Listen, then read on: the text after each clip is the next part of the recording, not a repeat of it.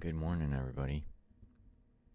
12.12 is now being installed into Tarkov, and it's a pretty big day. We have all the patch notes here. I am being a little quiet. My family's still sleeping, so apologize for that.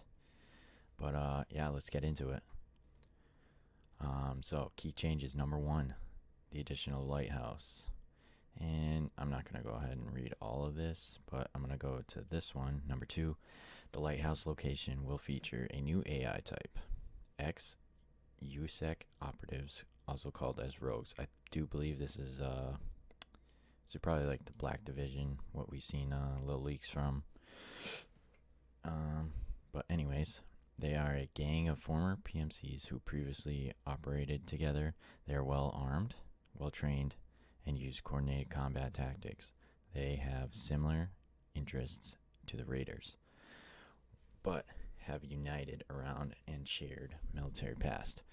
Rogue USECs have taken over the water treatment plant and entrenched there. Stationary machine guns and grenade launchers set up along the perimeter, with several fighters patrolling around the clock. When an enemy is detected in a sector of fire, there is a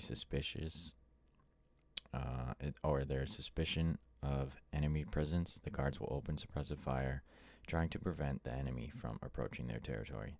So, from that's fucking scary. These new bots are lenient towards USECs, PMC faction. I can't read for shit right now. Okay. So, USECs will not open fire. Alright, so it seems like USECs will be able to kind of push the envelope here, be like right on the edge and kind of like see what's going on there.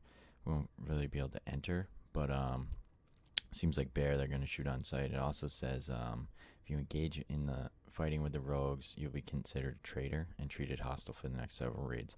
I'm not sure if that means you'll be tagged and cursed and they're going to hunt you down. That would be pretty scary, but I don't know if they do that, because I imagine they got really good gear and you could just kind of bait them out and take them out, but we'll see how that goes. And then number three, here's the big one that everybody's going to bitch about, but I think it's a pretty good change. Inertia has been added to the game for more realistic movement and actions. Inertia manifests itself in the following situations: walking and strafing, sprinting, sharp turns during sprinting, landing after jumping, or falling from a height, leaning and sidestepping. The initial force depends on the weight of the equipment and the strength level. The more equipment weighs and the lower strength level is. Longer it takes to accelerate, obviously, slow down. I'm not going to go over everything just because I'm trying to keep this quick. If you guys want to pause it and read all that, or go into the patch notes yourself, I will leave them listed, but I'm just kind of going over the big ones. The expanded crouching and getting up mechanics. Now, the duration of these actions depends on the degree. Weight overload, getting up drains stamina. The amount of spent stamina depends on the degree overload. Alright, so once it would, if you stood up, you go prone, crawl when you're overweight, and then get up, and it wouldn't take a bunch, but if you're really overweight, it might take like half or more of your stamina, so it won't even be worth it to do that. Expanded weapon malfunction mechanics.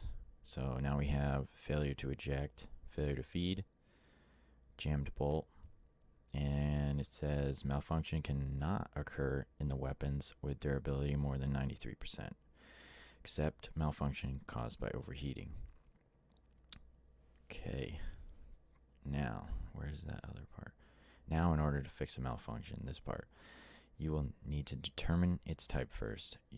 To do this, you will need to do an inspection of the weapon via the weapon inspection hotkey.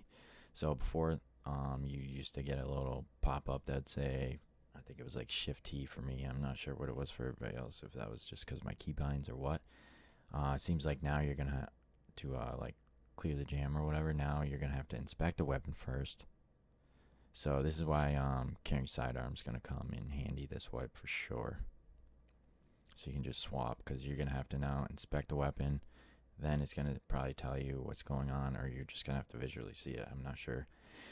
Then you're going to have to, I imagine they're going to have different hotkeys to clear it depending on if it's a failure to eject, failure to feed, or jammed bolt. And it says characters with elite level of troubleshooting skills will automatically detect the type of malfunction as soon as it occurs, without having to inspect your weapon. So kind of how it was before, once you hit elite skill, which is probably going to take a while. Now, after events and actions related to malfunctions, determining the type of malfunction, yada, yada, yada, a colored notification occurs and a sound signal is played. These notifications is sounds disabled in the game settings by unchecking the malfunction notification box. Weapon overheating.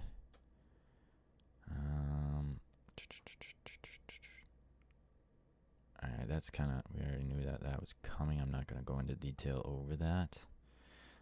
Here's the ballistics. We also knew this was coming, so this is just kind of making things a little more realistic.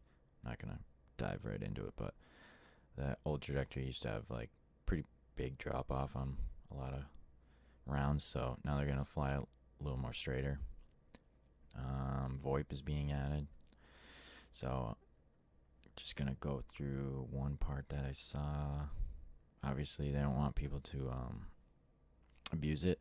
So it says players cannot talk for more than 15 consecutive seconds.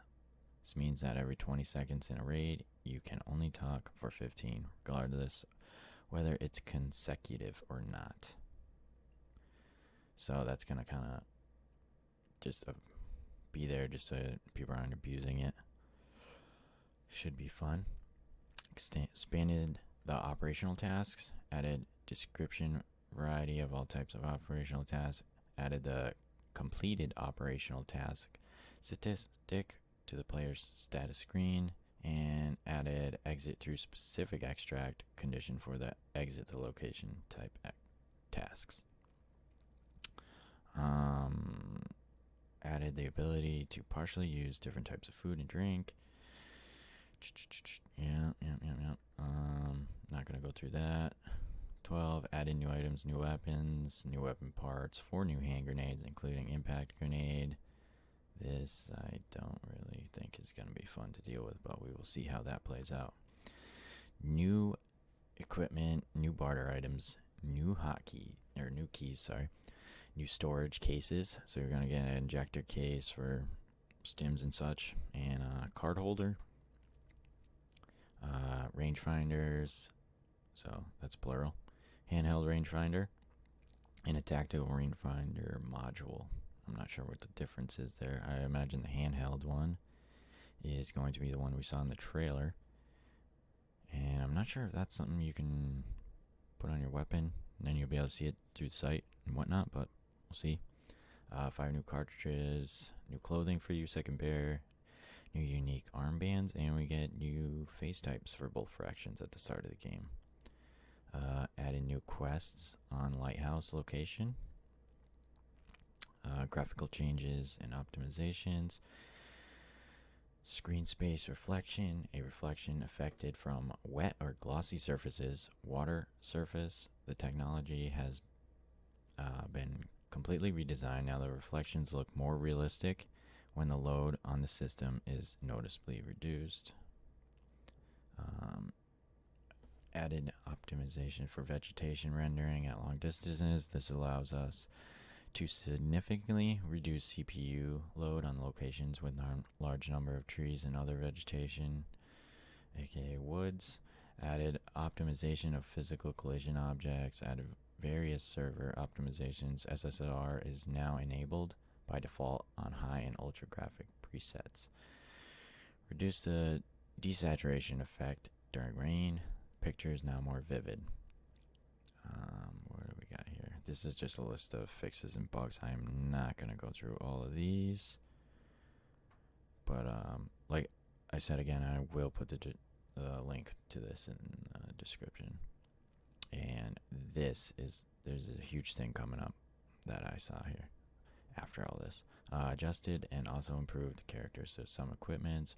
Remove the ability to quick throw grenades. Now when you press the hotkey, Your character will randomly take a random grenade into his hands from your chest rig or pockets.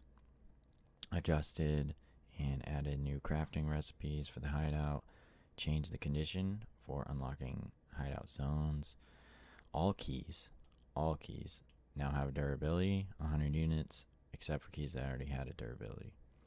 Changed the starting gear for bots and player scavs. I'm not sure if that means they got a buff or how that works. Maybe they won't have durability issues with those weapons as often. I'm not sure.